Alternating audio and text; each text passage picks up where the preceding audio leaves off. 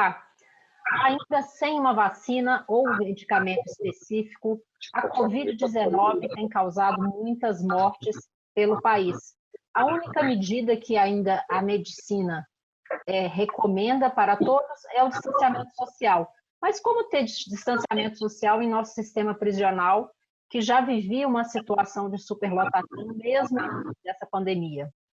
E como fica o dilema entre soltar presos para evitar que se tenha doença e assegurar a segurança pública para a população?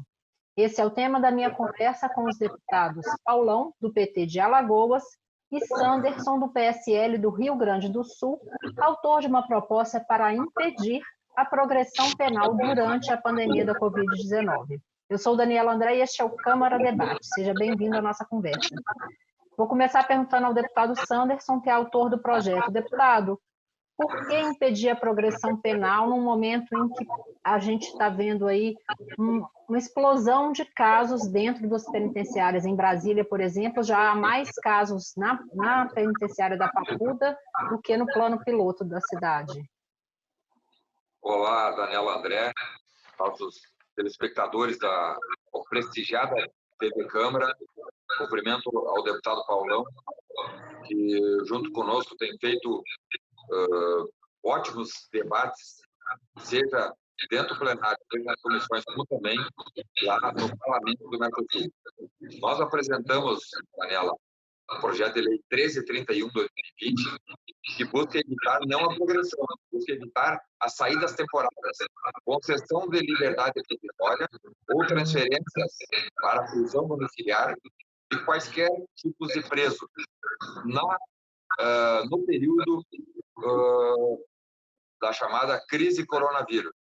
Nós temos um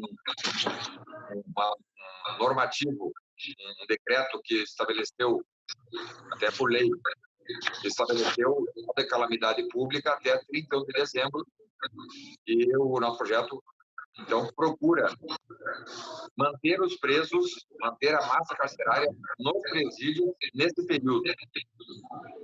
Em casos de contaminação comprovada, os presos seguiriam não para as ruas, mas seguiriam para os hospitais do sistema prisional ou para hospitais públicos, mas jamais para suas casas ou para as ruas. Esse é o nosso objetivo, buscando sempre preservar a segurança pública coletiva. E vale lembrar que quando nós apresentamos o projeto, que já faz mais de um mês, nós fizemos um estudo, inclusive, não havia um único caso de contaminação na massa carcerária do Brasil. Havia risco de contaminação. E quando nós apresentamos o projeto, nós até assinalamos a exposição de motivo de que risco todos nós corremos.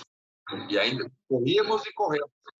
De modo que, nesse momento de crise, nós não precisamos de mais uma crise de segurança pública, colocando nas ruas presos de toda sorte. Aí tem homicidas, latrocidas. Há um caso famoso de um dos líderes, um preso faccionado, se chama faccionado porque ele pertence à facção, e aí ele tem toda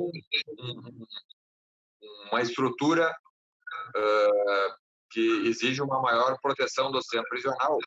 Mas um preso faccionado, líder do PCC, inclusive, foi colocado em liberdade por risco de contaminação, ele nem contaminado estava, né? Mas por risco de contaminação foi colocado em liberdade.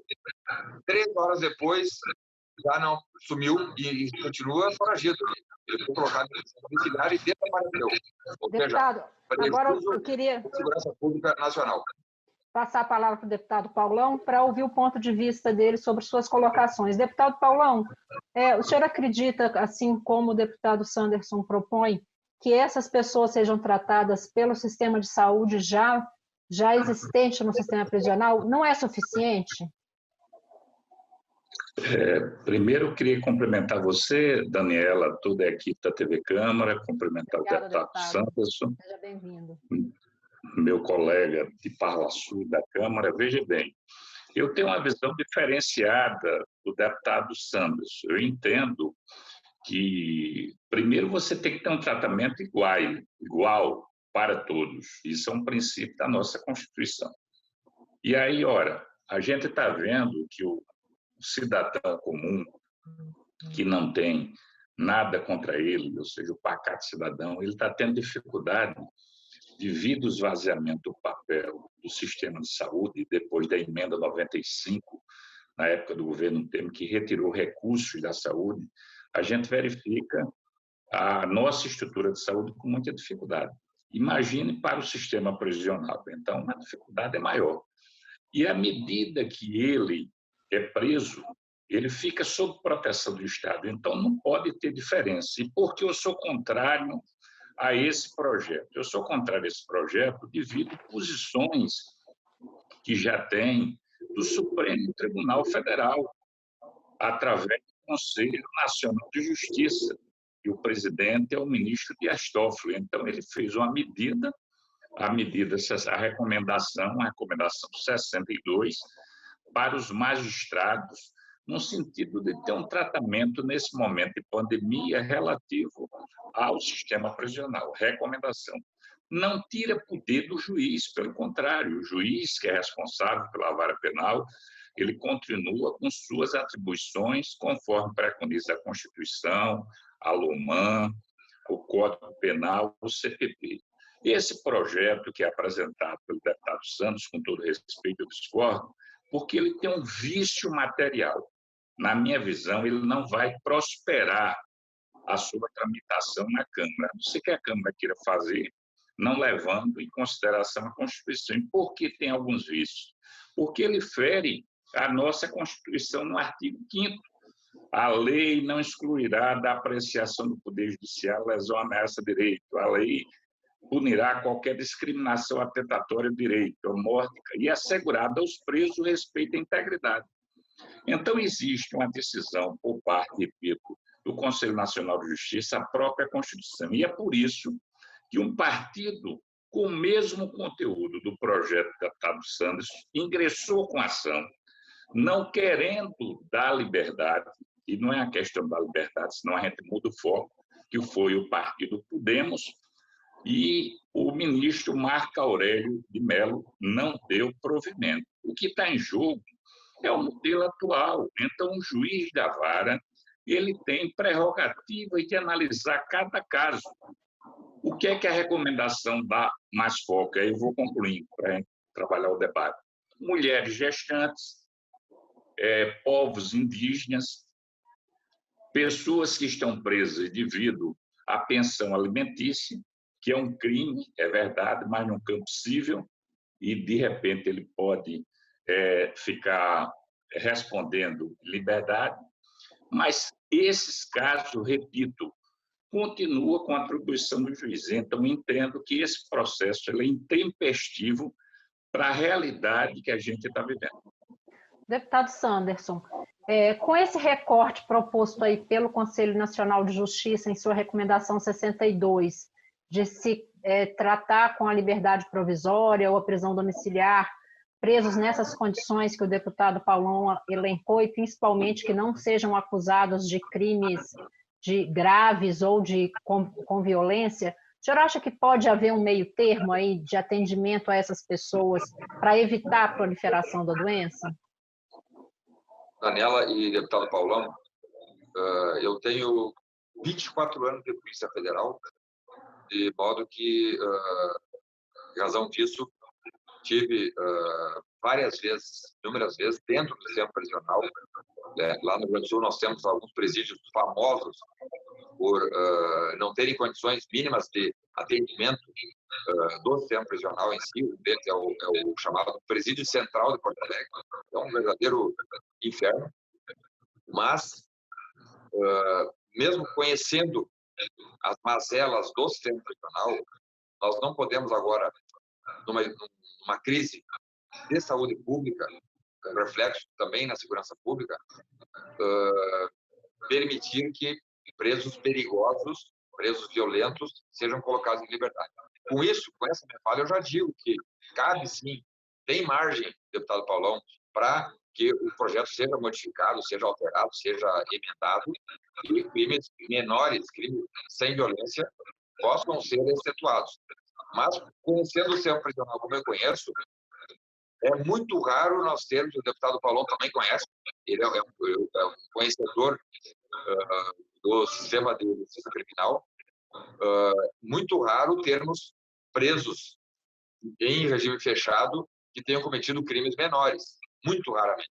Hoje, a massa carcerária conta com latrocidas, homicidas, traficantes, pedófilos, alguns poucos corruptos, porque nós sabemos que é muito difícil colocar criminosos não violentos atrás das grades, de modo que qualquer um, isso como regra, qualquer um que deixe o sistema prisional fechado hoje, como regra, está livre de cometer um crime violento. Nós não vamos ter ninguém em regime fechado que cometeu um furto simples, ou que cometeu um desacato, ou que está preso em razão de não pagamento de pensão alimentícia, uma prisão civil. E é contra essa realidade que nós nos levantamos e procuramos evitar que nós, nesse momento apenas, em razão do coronavírus. Isso não quer dizer que, por outras razões, liberdades provisórias não possam ser concedidas. Por exemplo, o sujeito está preso preventivamente e viu que não há mais razão para os requisitos da prisão preventiva do Código de Processo Penal. Que são situações diferentes da soltura em razão do risco de coronavírus, de contágio. Nesses casos, poderia haver a liberdade condicional ou mesmo a transferência para prisões domiciliares. O nosso projeto diz que apenas estariam proibidas as liberdades provisórias e as transferências para prisões domiciliares em razão do risco de contágio. Então, nós tivemos uma divulgação do DEPEN. O DEPEN é o Departamento Nacional Penitenciário, que é o que faz a organização e a gestão de toda a massa carcerária do Brasil.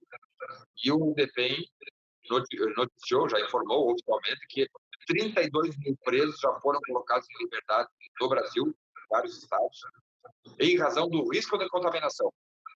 32 mil presos é uma quantidade considerável. As liberdades ou essas saídas temporárias seriam cessadas após o encerramento da crise. E aí fica a pergunta, em que condições nós, com as precariedades que nós possuímos no sistema prisional e das polícias judiciárias, como nós vamos fazer com que esses 32 mil presos retornem às casas prisionais após o fim da crise de coronavírus? Então, mais uma vez, nós reforçamos que o simples risco de contágio não é razão suficiente para colocar em liberdade, nem mesmo em prisão domiciliar. E, em caso de contaminação, eles devem ir para os hospitais públicos. Alguns presídios possuem hospitais e ambulatórios dentro dos presídios, mas jamais colocá-los em liberdade. Colocar, mesmo contaminados, em prisão domiciliar é um duplo risco. E esse duplo risco nós, enquanto sociedade, no momento de crise, não precisamos passar. Deputado Paulão, o deputado Sanderson falou da possibilidade de mudança no projeto e fez algumas outras observações sobre o número de pessoas que já foram soltas, segundo o DEPEN. Queria que o senhor avaliasse esses comentários do deputado. Veja bem, eu ainda continuo com a tese que o projeto do deputado Sanderson ele tem um vício material, porque no seu escopo principal, na sua estrutura, ele fere o artigo 5º da nossa Constituição Federal. Portanto, ele não teria que ter prosseguimento. E a tese central do projeto é essa. Ora, o próprio Conselho Nacional de Justiça, ele recomenda, ele não tira a autoridade do juiz responsável pela vara penal. O juiz ele tem o seu arcabouço jurídico, que é preconizado principalmente a partir da Constituição e todas as leis infraconstitucionais, com toda a sua garantia. Então, não modifica em relação. A outra observação que eu faço, a população que está fora do sistema prisional, ela está tendo dificuldade no atendimento do sistema de saúde. Aí, qual a estrutura que tem os hospitais e ambulatórios no sistema prisional? Com bastante deficiência, até porque também médicos que trabalham no sistema prisional, eles trabalham em outras atividades. E, nesse momento, eu tenho certeza que os governadores e prefeitos estão focando ao combate ao Covid. A outra questão que eu queria destacar, o Alto Comissariado da ONU, que tem um peso, ele fez um elogio ao CNJ da medida, da recomendação 62. O Brasil tem 40% dos presos em regime provisório, que ainda não foram condenados pela justiça. A gente tem uma população carcerária acima de 700 mil. Na realidade, independente da pandemia do Covid, você está contrariando todos os preceitos de uma legislação que tem como foco os direitos humanos, né? A defesa da vida. Então, a gente tem 40% do sistema prisional que está preso de forma ilegal. Essas pessoas, de repente, foram liberadas não por conta do Covid, porque tinham a ilegalidade, à medida que ele tiver suporte. É por isso que eu entendo que hoje a legislação, repito, da Constituição, do Código Penal, do CPP, ele já alberga toda a situação fática para que o juiz possa ter autonomia da procedimento. O que é que eu sugiro? Claro que eu não vou entrar na autonomia da decisão do deputado Anderson. Eu tenho divergência no campo ideológico com ele, mas a gente tem um respeito do ponto de vista que é o conceito principal da democracia. Que esse projeto, ao invés de tramitar de uma forma, numa regra geral, ele pudesse ser enviado para comissões que já estão tratando ou do Código Penal ou do Código de Processo Penal. Agora, de uma forma isolada, fazer uma modificação de afogadilho, eu acho que não é prudencial. Eu acho que o foco nosso da Câmara hoje é fazer o combate ao Covid. E, para isso, a gente teve o protagonismo, diferente do presidente da República, foi mais rápido a Câmara, no sentido de fazer projeto emergencial para os empresários, micros, médios e pequenos empresários.